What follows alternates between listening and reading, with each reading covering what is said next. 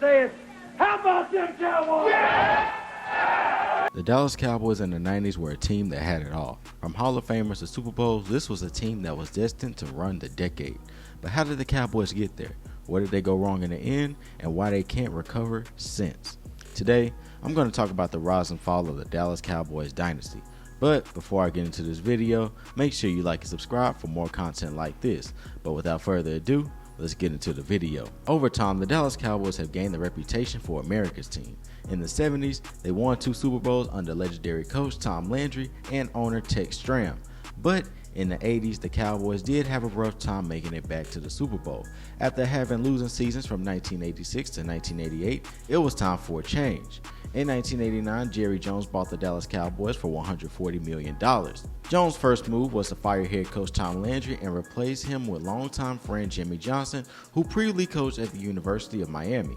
Jones and Johnson's friendship dated back to their playing days at Arkansas, which made Johnson the perfect candidate for head coach. In the 1989 draft, the Cowboys made big-time picks, landing quarterback Troy Aikman first overall out of UCLA and pairing him with Cowboys receiver Michael Irvin. But the 1989 season started off rough, losing their first 6 games and ending the season 1-15. It was evident that a big change needed to be made for Dallas to start winning. So on October 15, 1989, the Cowboys traded running back Herschel Walker to the Minnesota Vikings.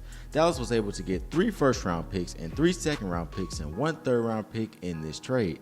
They ended up selecting future Pro Bowlers like running back Emmitt Smith, safety Darren Woodson, and defensive tackle Russell Maryland and Leon Lett. After going 7-9 in 1990, the Dallas Cowboys were planning to make a statement next season. In 1991, Dallas was able to finish this season at 11-5 and make their first playoff appearance since 1985. Here we will see one of the best offensives in the NFL. Emmitt Smith will lead the league in rushing and Michael Irvin will lead in receiving. Dallas would get past the wildcard round, but lose to Barry Sanders and the Detroit Lions in the divisional round. But as each season went by, the Cowboys only got better. In 1992, they picked up right where they left off and finished the season 13-3. Running back Emmitt Smith led the league in rushing for the second time, and the Cowboys defense was one of the best the league has ever seen, ranking number 5 in the NFL. In the playoffs, the Cowboys would dominate the Eagles and 49ers, beating them both by an average margin of 17 points. In the Super Bowl, they would play the Buffalo Bills and take home the victory 52-17. The following year, they would make a second Super Bowl appearance and face the Bills for a second time. The Cowboys dominated again, and they won back-to-back Super Bowls.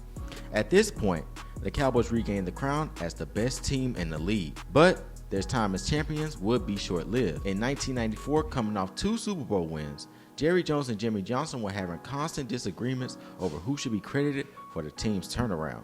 As a result, Johnson was fired and Barry Switzer was appointed the new head coach before the season. Switzer was previously at Oklahoma for 16 seasons, where he won 8 bowl games. This created a different feel for the team because each player felt the effect of Jimmy's absence.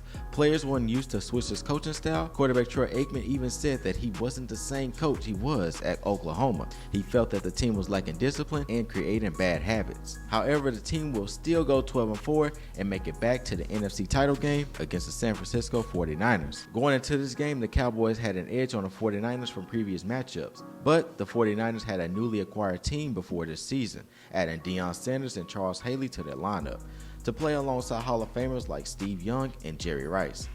The Cowboys put up a great fight against the Niners, but this Barry Switzer-led team fell short 28-38, and they will miss their opportunity to three-peat.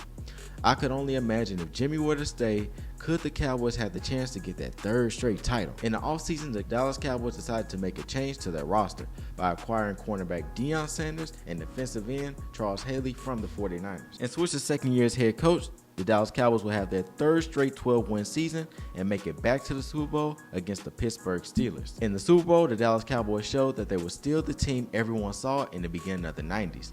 In their 3rd Super Bowl appearance, the Cowboys beat the Steelers 27-17, winning their 3rd Super Bowl in 4 years.